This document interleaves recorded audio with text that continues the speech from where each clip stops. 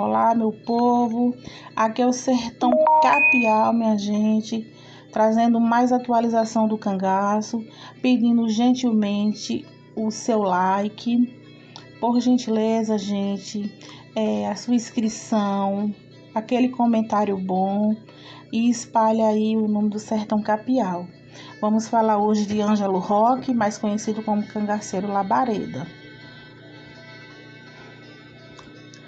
Ângelo Roque da Costa, que era o seu nome, ele nasceu por volta do ano de 1910 no município de Jatobá, que é a atual Tacaratu, em um sítio.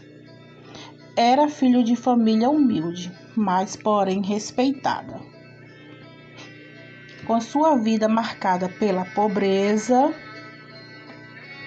as razões que o levaram para o cangaço foi a defesa da honra e da sua família.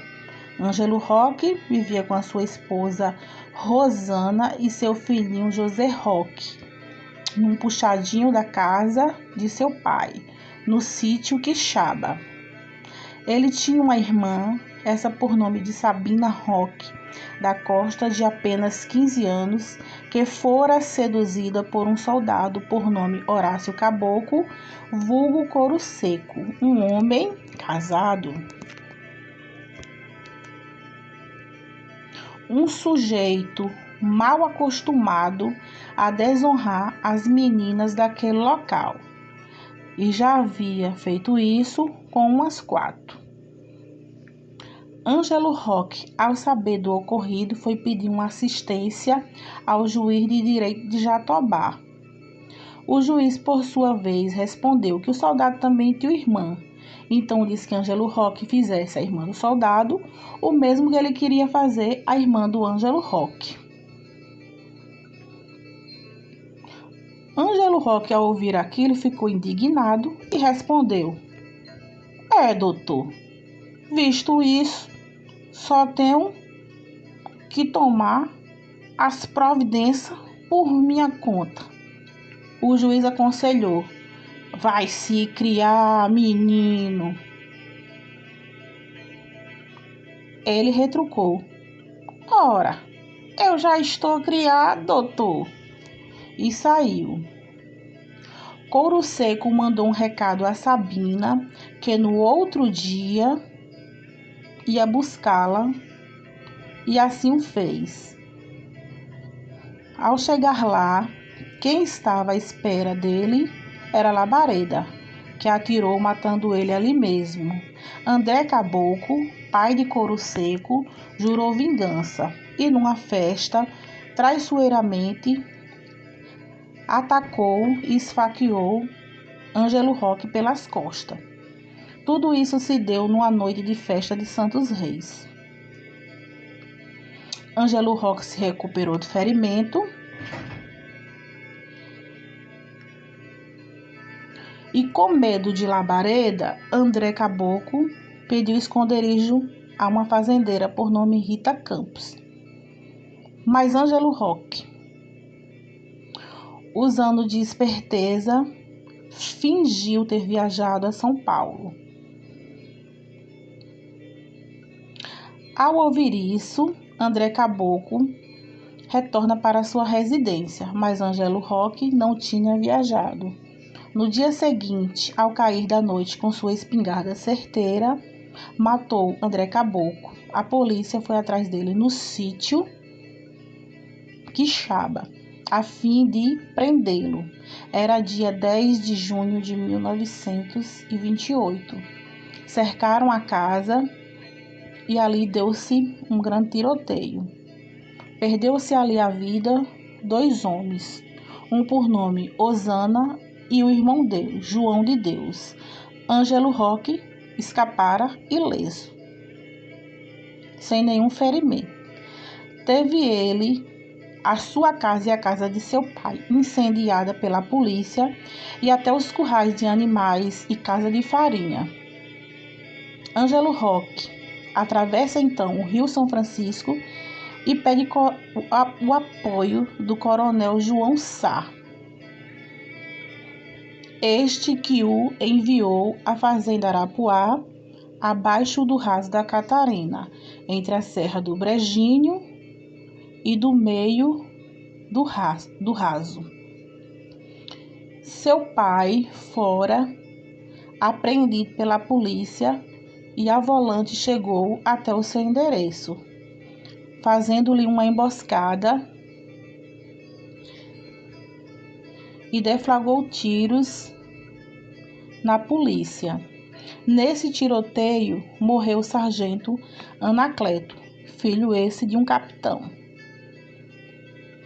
Uma volante de Santo Antônio da Glória, comandada por Cabo Gramacho, pegou o tio de Ângelo Roque e deu uma forte surra. Era esse chamado de Velho Agostinho do Poço. Alguns dias depois, encontraram o corpo do Cabo Gramacho, caído de papo para cima e já cheirando mal. No dia 18 de abril de 1929, Lampião estava na casa de Pedro Gomes de Sá, na fazenda Arrastapé, com 8 cangaceiros. Foi nessa ocasião que Virgínio conheceu a filha de Pedro Gomes, a bela Durvalina, sua futura esposa. Os homens de Lampião chegaram com Ângelo Roque. Esse estava de posse de um fuzil 44. Ele estava gritando ser afilhado do dono da fazenda e falou que queria adentrar as veredas do Cangaço, pois estava sendo perseguido pela força pernambucana. O fazendeiro afirmou que aquele realmente era seu afilhado. Lampião ouviu o seu relato, olhou ele com um só olho e disse dessa forma: "Oxente, fazer tudo que você fez sozinho, é preciso ser um homem e ter os cunhã no lugar." Lampião deu para ele o vulgo de labareda, que não pegou, e o chamaram de Anjo Roque. Em um curto período de tempo, Ângelo Roque se tornara o cabra mais temido do cangaço. Se tornou um chefe de subgrupo, atuou na parte mais perigosa do sertão, que é na divisa de Sergipe com a Bahia, onde atuava o tenente Zé Rufino. Sendo ele por demais inteligente, vivia mais isolado. Ele montou um pequeno grupo, mas esse com alguns nomes de cangaceiros fortes, como Saracura, Moita Brava, Jandaia, Patativa e Quinta-feira. Ele também se destacou por ser um dos mais valentes cangaceiros que o sertão já conheceu. De personalidade forte, não tinha medo de ninguém, nem do próprio Lampião. Pois no ano de 1935, uma grande seca ataca o sertão. Os cangaceiros agora estão na Bahia, mais precisamente na cidade de Curaçá. E estão fazendo pouso em uma fazenda ali para tentar, matarem a fome e sede. Eles ali naquela fazenda comeram, beberam e não estavam cansados, então começaram a dançar no terreiro da casa. Debaixo do alpendre desta mesma casa haviam 3 potes. Para evitar a poeira que subia da dança, Lampião sempre pedia que tampassem a boca dos potes com pano e ainda amarrasse, para que esses panos não viessem a voar. Mas sempre acabava vindo um cangaceiro que bebia água e não tampava os potes direito. Inclusive, Ângelo Roque estava deitado com a sua mulher Mariquinha perto dos potes E Lampião deu-lhe uma bronca muito grande e disse: E este peste? O que tá fazendo aí? Que não vê isso? Labareda ficou calado. Pouco depois se levantou, agoniadamente furioso, quebrou todos os 3 potes com seu mosquetão e novamente deitou-se.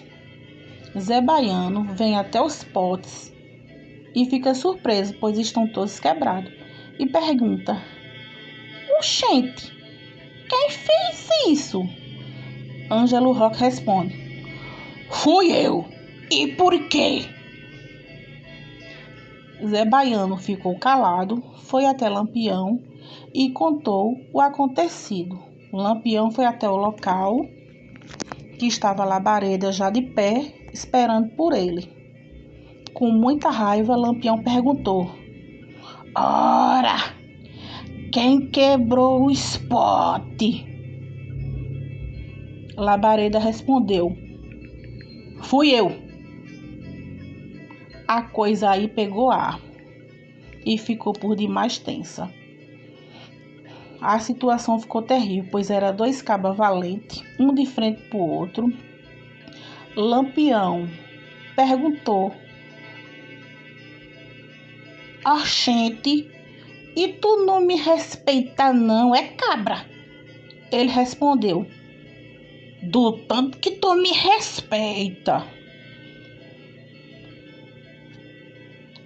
E ressaltou ainda Labareda, que de posse do seu mosquetão cheio de bala, não tinha medo de homem nenhum. Lampião puxou de sua arma, encostou na cara dele. Labareda também fez o mesmo e ficaram ali alguns minutos se olhando, se encarando. O local já ficou fedendo, foi a morte. Os cangaceiros sem reação, esperando já o pior acontecer. Então Virgínio, que era cunhado de Lampião, deu aquele grito: Acabem com isso agora! Será que já não basta os macacos a nos perseguir querendo nos matar? Agora veja, 2 amigos de luta do cangaço brigar por coisas bobas e tão quase se matando. Os 2 valentão baixaram as cabeças e deixaram isso para lá, como se nada tivesse acontecido. Ficou ali então comprovada a coragem de todos os 2, pois apenas por um triz não acabaram aquela cena em um enterro. Era aquele dia 1935.